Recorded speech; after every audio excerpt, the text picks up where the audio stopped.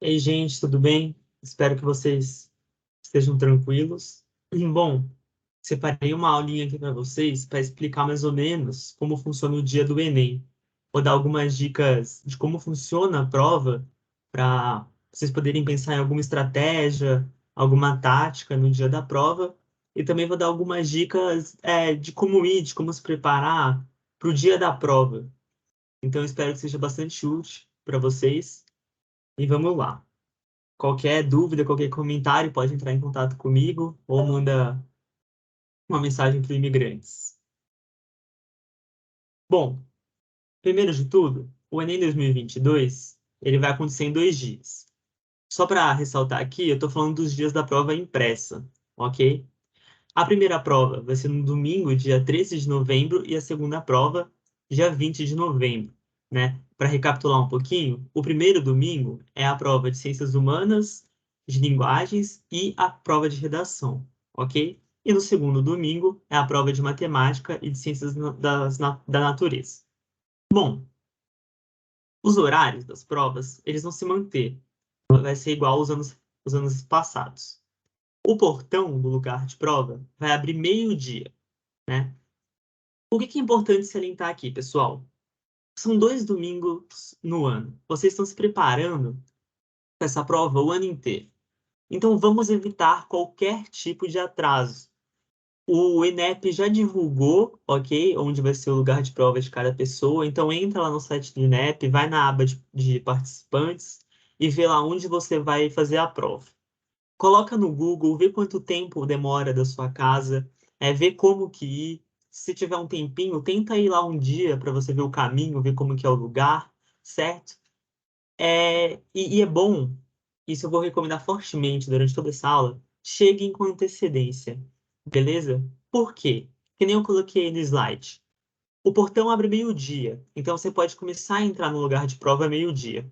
Mas os portões fecham 1 hora da tarde, 13 horas. E o que quer dizer aqui que eles fecham? Vocês não podem mais entrar, tá? Você chegou 1 hora e 1 minuto, você não vai mais poder entrar. Você perdeu a prova daquele dia. Então, pessoal, chegam com antecedência, vê onde é o lugar de prova de vocês e façam tudo isso bonitinho, né? É até bom você chegar com antecedência porque evita algum tipo de estresse, né? Mesmo se você sai atrasado de casa, pega o ônibus na correria, o ônibus atrasa também, e aí você tem que chegar correndo lá, você já vai chegar cansado, ofegante, o seu psicológico para a prova já vai estar abalado. Então, gente, são 2 domingos no ano, então cheguem com calma, sabe? Vai com calma, chega lá tranquilo para evitar qualquer tipo de estresse, porque isso atrapalha na prova, tá? Então cheguem com a cabeça fria, tranquila, sem preocupação. Bom, o portão fechando 1 hora, então, ninguém mais entra no lugar de prova. E da 1 hora até 1 hora e meia é o tempo de preparação ali, onde vão organizar a sala, vocês vão ter que guardar o celular, essas coisas, né? Vai ser dado alguns recados para vocês. Então, pessoal, novamente, desculpa estar repetindo aqui, cheguem cedo, tá? Não deixem para chegar 1 hora e meio-dia e 50, ok? Não façam isso. Bom, então 1 hora e meia começa a prova de vocês. Bom, o que levar para a prova, tá? Outro ponto bastante importante aqui e que a gente sempre fica em dúvida, né? Eu coloquei algumas dicas aqui para vocês. Vão ter coisas aí que são fundamentais, necessárias para que vocês levem, e outras é só uma dica minha mesmo. Bom, o primeiro que eu coloco aí é o comprovante de inscrição impresso. Eu coloco ele aí como uma dica, como uma sugestão. Ele não é de fato obrigatório, mas ele pode evitar algum tipo de estresse, tá? Então você chega lá, eles falam, não, você não tá aqui, ou o seu lugar de prova não é aqui, você mostra o seu comprovante de inscrição, né? E aí eles provando que você tá no lugar certo, né? Que você pagou a sua inscrição, ou que você fez a sua inscrição da forma correta. Isso é para evitar algum tipo de estresse maior, beleza? É uma forma de se precaver, né? Mas não é de fato obrigatório, o INEP não pede isso. Você pode levar também pelo celular, não tem problema. Bom, o segundo ponto eu coloco aqui, esse sim é obrigatório, tá? É um documento de identificação oficial com foto. Esse documento é que eles vão usar para saber se é você mesmo fazendo a prova ou não. Esse documento ele é obrigatório, tá? Se você não levar esse documento, você não faz a prova e esse documento vai ficar com você durante todo o tempo da prova. Ele vai ficar ali em cima da sua carteira durante todo o tempo. Então, não esqueçam um documento com foto. Ele é essencial, ele é obrigatório. Segundo tópico, caneta esferográfica com tinta preta. Vocês percebem aí que eu até coloquei em caps lock e em negrito. Por quê? Tem que ser em tinta preta. Porque no final da prova, vocês vão marcar as suas respostas num gabarito. E a máquina que lê esse gabarito, lê melhor na tinta preta. Então, se você não quiser ter nenhuma dor de cabeça da máquina não conseguir ler suas respostas, porque se ela não conseguir ler suas respostas, você não tem onde reclamar, não tem como, por que reclamar, tá? Tanto que o INEP mesmo recomenda a tinta preta. Então, vocês levem canetas esferográficas com tinta preta. Azul, vermelha, não vai funcionar, né? Então, a tinta preta é a única caneta que vocês podem levar para a prova. Por quê? Porque assim a máquina consegue ler o gabarito sem nenhuma preocupação. E aí, outras coisas aqui, tá? Ela tem que ser transparente a sua caneta. Então, aquela Bic tradicional, né, tem que ser assim. Se ela não for transparente, o fiscal não vai deixar você ficar com ela em cima da carteira e você não vai ter a caneta para fazer. Então, agora, a minha dica em relação a isso: levem, no mínimo, 2 canetas esferográficas com tinta preta. No mínimo, tá? Eu levo 3. Se uma estragar, eu tenho mais 2, né? Para evitar qualquer tipo de dor de cabeça e problema. Então, leva 3 canetas. Com essa mesma caneta, você vai fazer as suas continhas ali na prova, né? Você vai grifar alguma coisa no texto. E com essa mesma caneta, você vai marcar o gabarito. Com essa mesma caneta, você vai escrever a redação. Então, leva umas 3, deixa no cantinho ali, certo? E lembrando, ela tem que ser de tinta preta obrigatoriamente, ela tem que ser transparente obrigatoriamente, ela tem que ser esferográfica obrigatoriamente, beleza?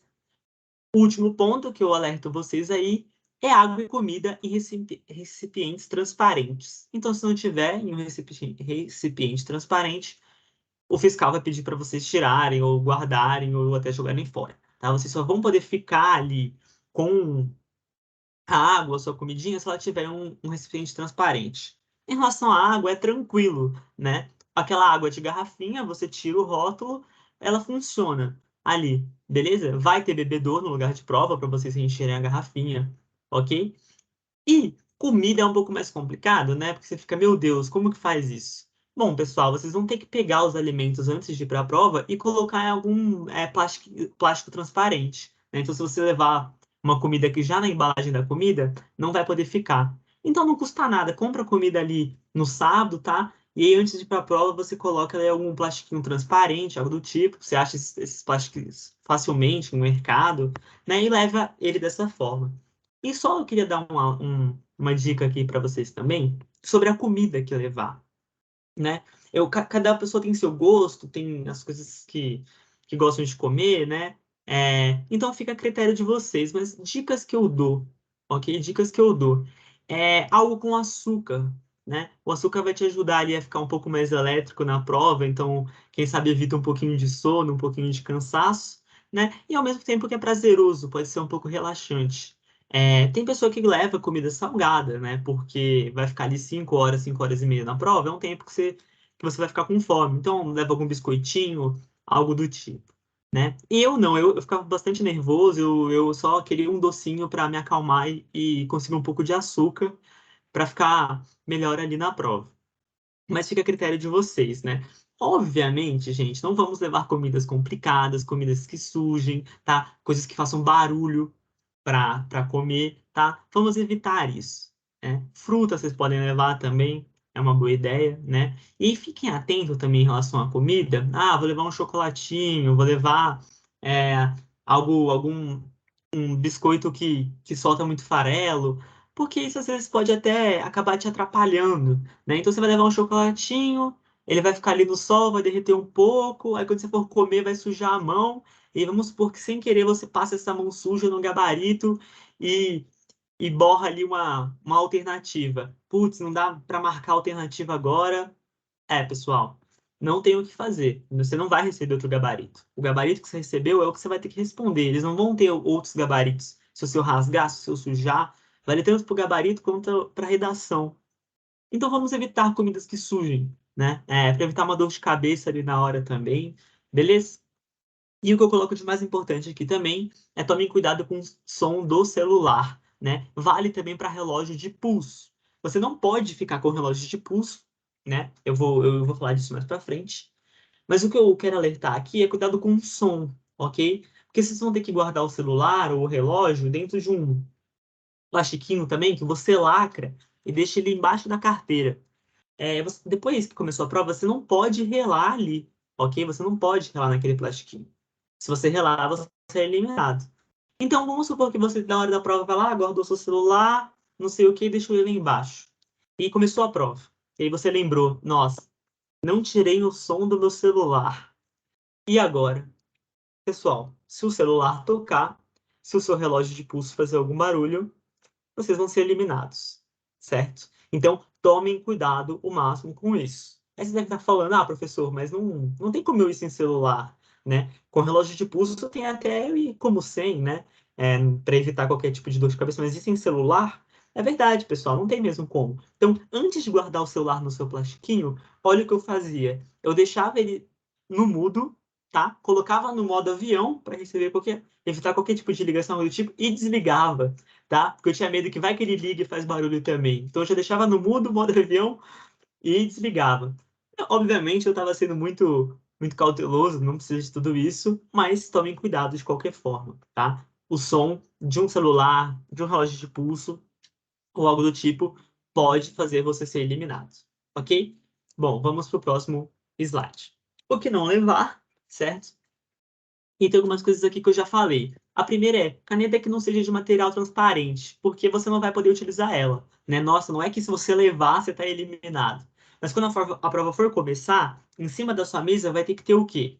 A prova, o gabarito, o seu documento com foto e a caneta transparente preta, tá? Qualquer outra coisa além disso, né? Tirando água e comida em recipiente transparente, qualquer coisa além disso não pode ficar em cima da sua mesa.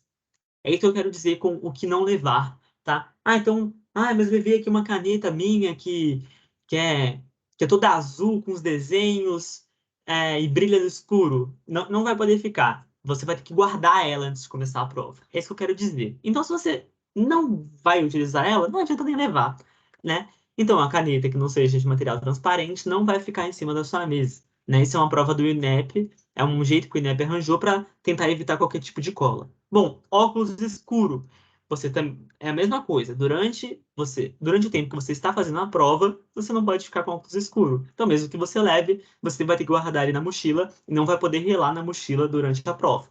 O mesmo vale para boné, chapéu e gorro. Não pode ficar com essas coisas dentro da prova, tá? Lápis e lapiseira entra na mesma lógica da caneta e o relógio, ok? Mesmo que você leve, você vai ter que guardar ele lá. E eu recomendo nem levar, né? Porque relógio é mais difícil que controlar do que celular. E se ele começar a pitar ali um alarme, algo do tipo, você pode ser eliminado. Beleza? Ah, professor, mas se eu não levar relógio, como que eu vou contar o tempo? O próprio fiscal da prova faz isso, ok? Então, vocês vão fazer a prova numa sala de aula e lá na frente, na lousa, eles vão colar um adesivo, né? E esse adesivo vai ter os horários. E de meia em meia hora, o fiscal vai tirando os adesivos para mostrar o tempo. Então vai estar lá, tem 5 horas de prova, depois 4 horas e meia, e etc. Até chegar meia hora, 15 minutos, 10 minutos, ok? Então o tempo não vai ser contado por vocês, nem com o seu relógio, nem algo do tipo. A única forma de você saber quanto tempo falta para acabar a prova é com o papel que vai estar lá na sala, ok? Bom, sobre agora a divisão aqui do Enem, né? Que nem eu disse no começo. O primeiro domingo é uma prova e o segundo domingo é outra prova. A primeira prova, como eu já disse, também vou repetir, é a de Ciências Humanas e Linguagem. A segunda prova e na primeira prova tem redação também, né? A segunda é de Ciências Exatas, então matemática, biologia, física e química.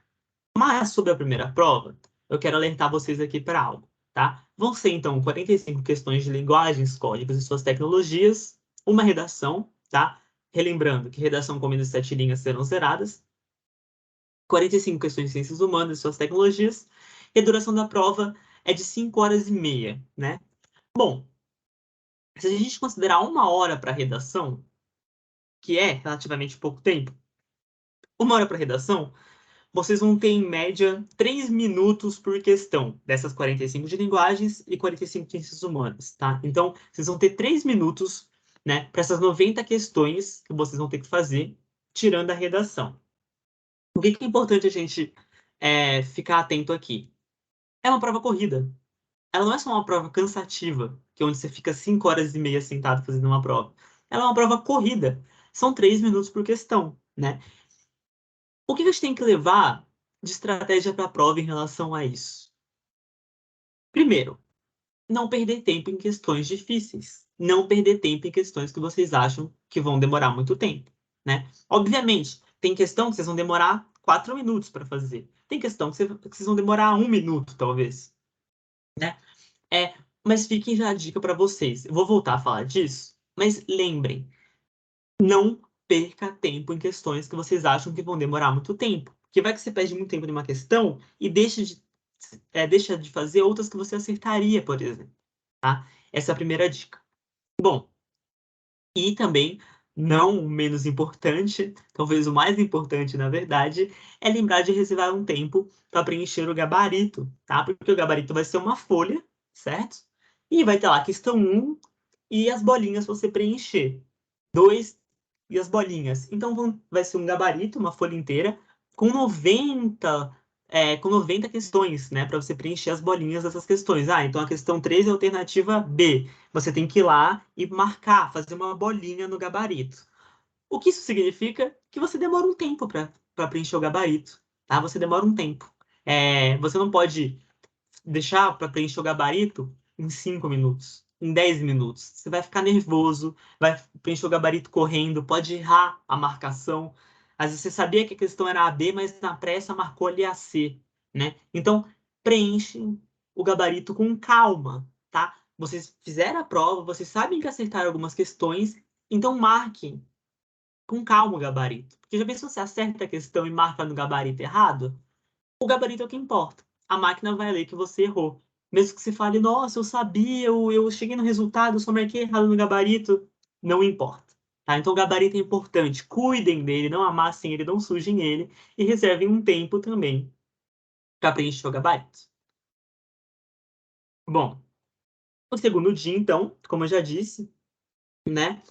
São as 45 questões de ciências da natureza e suas tecnologias e 45 questões de matemática e suas tecnologias. A duração dela é de 5 horas, meia hora a menos, né? Porque no primeiro dia, vou voltar aqui, a gente tem que lembrar que tem uma redação para fazer, né? E lembrem também, agora que eu falei da redação, que em relação à redação, vai vir um papel de rascunho e vai vir um gabarito da redação, que é a folha onde você vai escrever a redação e essa folha vai ser entregada, né? Então, no primeiro dia, você vai ter um gabarito das questões e um gabarito da redação, onde você vai escrever a redação, e nesse gabarito da redação, você tem que deixar ele o mais bonito e perfeito também, com a letra legível, etc.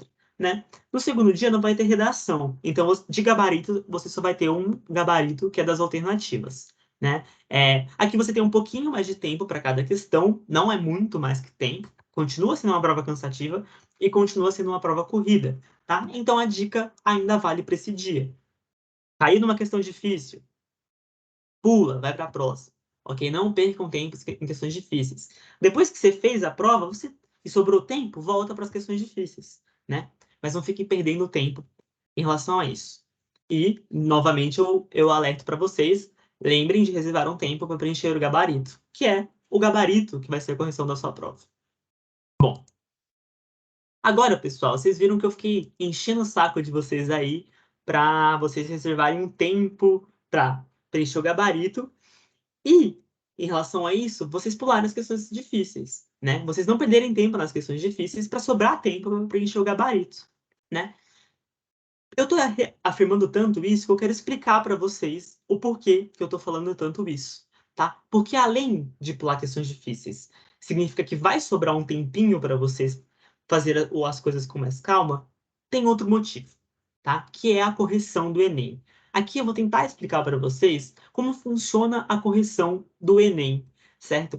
E com essa explicação, vocês vão perceber o porquê de pular questões difíceis vale muito a pena, tá? Então eu vou tentar dar essa explicação aqui. Bom, o Enem, ele é corrigido de uma forma diferente, por exemplo, da forma que vocês tinha uma prova na escola, né? Numa prova da escola, que tem 10 questões, você acertou 5 questões e seu colega acertou 5, ambos tiraram 5 na prova, certo? Por mais que vocês tenham acertado questões diferentes. No Enem não funciona assim, tá? Então, se você acertou ali 20 questões de matemática no Enem e o seu colega também acertou 20, vocês não vão ter a mesma nota, ok? E para entender isso, a gente tem que entender como funciona ali a correção do Enem.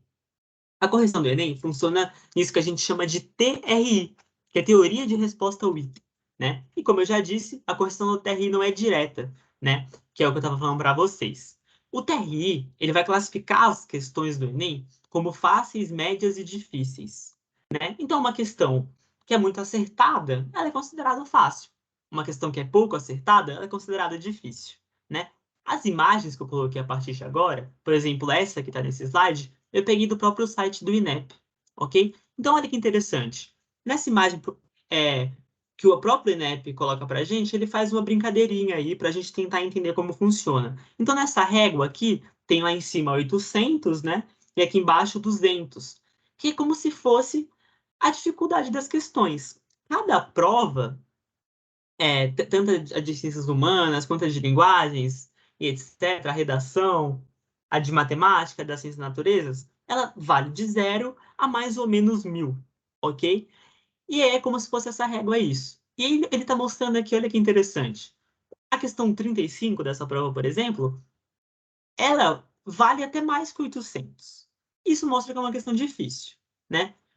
E a questão 1, por exemplo, aqui, ó, ela está ali abaixo de 300, ok? Então, ela é considerada uma questão fácil. Ah, professor, então se eu acertar uma questão ali a 35, eu vou tirar mais de 800. Não, não é isso, tá? O que o INEP está querendo mostrar aqui para vocês é que as questões têm pesos diferentes. Elas têm dificuldades diferentes.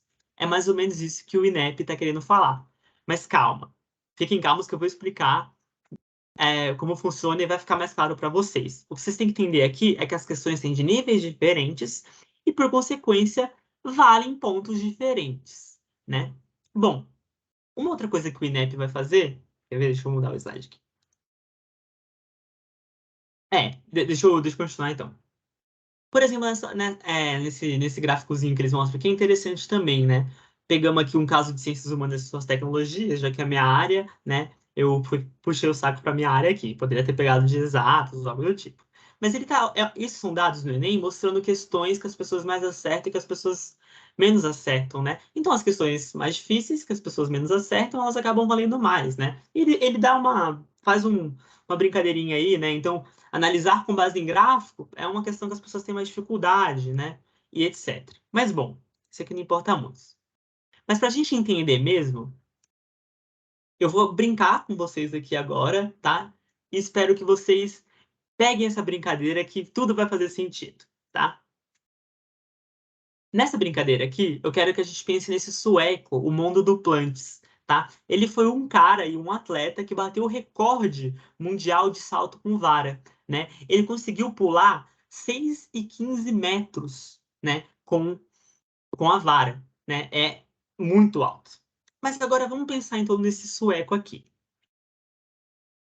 O sueco, o Mundo Duplantis, ele pulou 6,15 metros, né? Ele bateu o recorde mundial. Então, o que a gente espera desse cara? Nossa, ele bateu o recorde, ele é um dos melhores do mundo, né? Isso é como se fosse a capacidade desse atleta. É o que a gente aqui no Enem vai chamar de proeficiência, né? Então, se o sueco Mundo Duplantis pula 6,15 metros, a gente espera que ele pule 5 metros, que ele pule 4 metros, que ele pule 3 metros, né? Por quê? Se a gente pegar aqui e abaixar a vara ali para ele pular em 3 metros. E ele não consegue pular 3 metros de altura. Vocês concordam comigo que tem algo bem errado? Uai, o cara já pulou 6 metros e não está conseguindo pular 3 metros? Não é esquisito? Mas é isso aqui que é a chave para a gente entender o Enem. Ok? Deixa eu mudar o slide aqui que eu explico para vocês.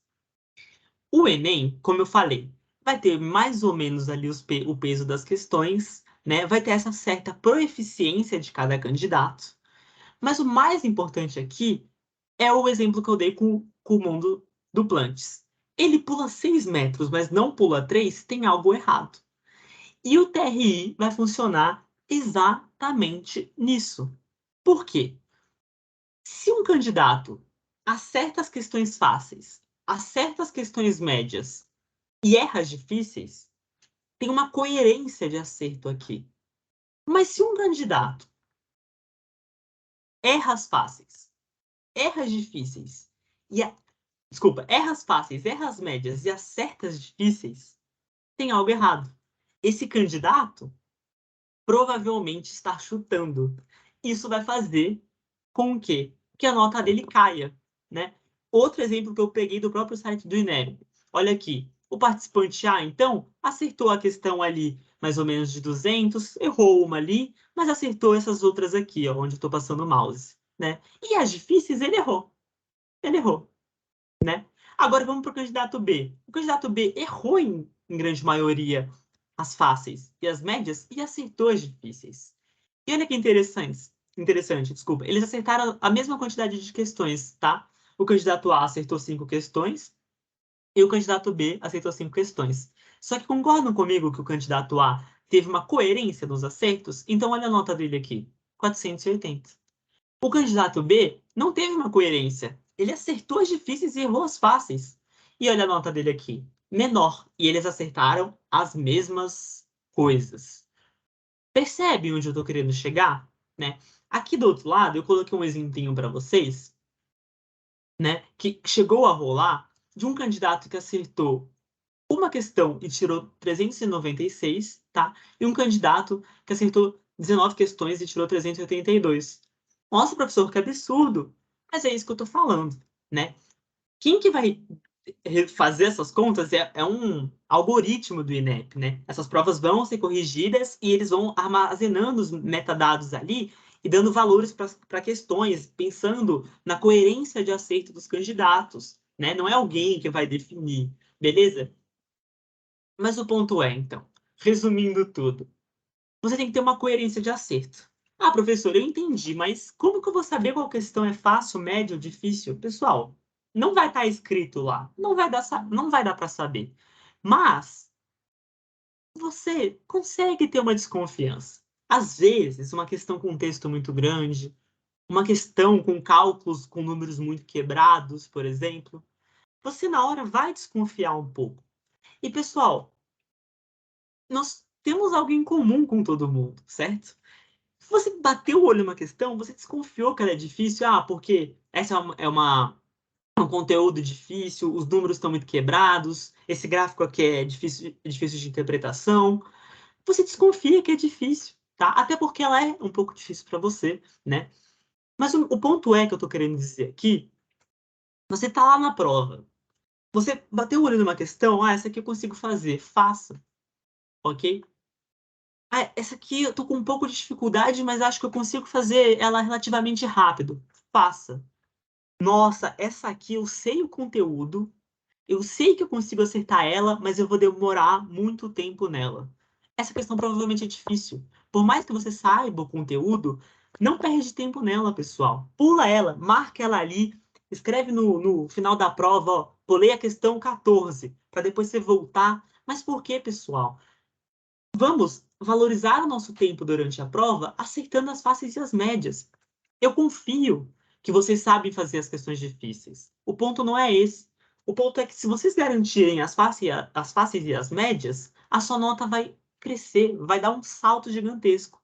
Porque se você gasta 10 minutos, por exemplo, para fazer 4 questões fáceis, e você gasta 10 minutos para fazer uma questão difícil, é melhor gastar 10 minutos fazendo as questões fáceis. Concordam comigo? Então, aqui é um ponto essencial de estratégia na prova do Enem, certo? Levem isso com carinho para vocês. Como eu coloquei em negrito, em caps lock aí, não percam tempo em questões difíceis. Não é isso que vai fazer sua nota crescer no Enem, ok? Bom, vamos seguir então para as dicas finais. A primeira, e essa é muito importante, ok? É a seguinte: almoce alguma coisa leve. O que eu quero dizer com isso? Não adianta você almoçar uma feijoada. ir para a prova todo cheio, cansado, com sono. Não coma algo muito pesado, algo que possa te deixar mal de estômago, por exemplo. Valorize as comidas um pouco mais leves e com substância, certo? Aí, pessoal, não tem muito bem como eu dizer o quê, porque cada um tem seus gostos, cada um tem suas preferências, né? Cada um sabe o quanto tem que comer ali para não morrer de fome na prova, né? Mas, de qualquer forma, comidas muito pesadas, comidas que você sabe que não cai muito bem para você, evitem. Não façam isso. Ah, mas eu amo, agora eu quero comer uma feijoada. Pessoal, terão outros domingos, terão outros sábados para isso, certo? Fica calmo nesse sábado, come algo tranquilo, algo que vai te dar sustância e que não vai te deixar mal e vai fazer o Enem tranquilo, leve, sem aquele peso, né? Bom, outra dica que eu dou para vocês: ir no banheiro pelo menos uma vez na prova. Por que eu digo isso? Você ir no banheiro, você teoricamente está perdendo um tempo para fazer questão. Mas, pessoal, não tentem ficar sem ir no banheiro, certo? Não tentem. Obviamente, não vai extrapolar, não vai no banheiro 4 vezes. Senão você vai estar se prejudicando na prova. Mas tentem ir no banheiro algumas vezes, né? Eu quando eu fiz o Enem, eu fiquei muito nervoso, óbvio. E eu não fiquei com vontade de ir no banheiro, mas eu me forçava para ir pelo menos uma vez, né? Tanto para você reencher sua garrafinha, mas por quê? Quando vocês forem no banheiro, isso é uma dica pessoal, tá, pessoal? Vai no banheiro, faz as suas coisas ali, enche a garrafinha, lava a mão, mas às vezes molha a mão com água e passa aqui na nuca, passa na cara para dar uma acordada, certo? Mesmo que você não tiver a fim de ir no banheiro, vai lá, porque é um tempo que você vai estar, de certa forma, descansando sua visão, né? Vai andar, vai circular seu sangue, e você não vai estar parando de pensar na prova, né? Seu cérebro vai estar lá, vai estar digerindo as questões que você já leu, pode estar digerindo o tema da redação, né? Pensando em alguma coisa, tentando relembrar aquela fórmula que você esqueceu. Então vão no banheiro e usem para relaxar, para descansar e para dar uma acordada no corpo, né? Faz um alongamento, faz assim com o braço, né? Eu tinha amigos que até faziam polichinelo ali no banheiro para dar uma acordada. Não precisa fazer isso, né? Mas use esse tempo também para dar uma aquecida ali no corpo, né? Um alongamento, molha a nuca aqui para dar um up na prova, certo? E também enche a garrafinha no banheiro, claro, que é muito importante. Terceira questão, eu volto a reafirmar isso para vocês, tá? Pular questões difíceis. Pular não significa não fazer, ok? Você pode voltar para ela depois, mas garantam as fáceis e as médias, beleza? Bom, outra dica: descansar no sábado, tá? E nada de estudar mesmo, ok, galera? Ah, professor, mas eu tô nervoso. Revisa as fórmulas, tá? Lê os seus resumos no máximo. Não quero que vocês sentem no sábado e fiquem a manhã inteira estudando e a tarde inteira estudando, tá? O sábado é o dia de revisar. E não quero que vocês percam o sábado inteiro revisando, tá?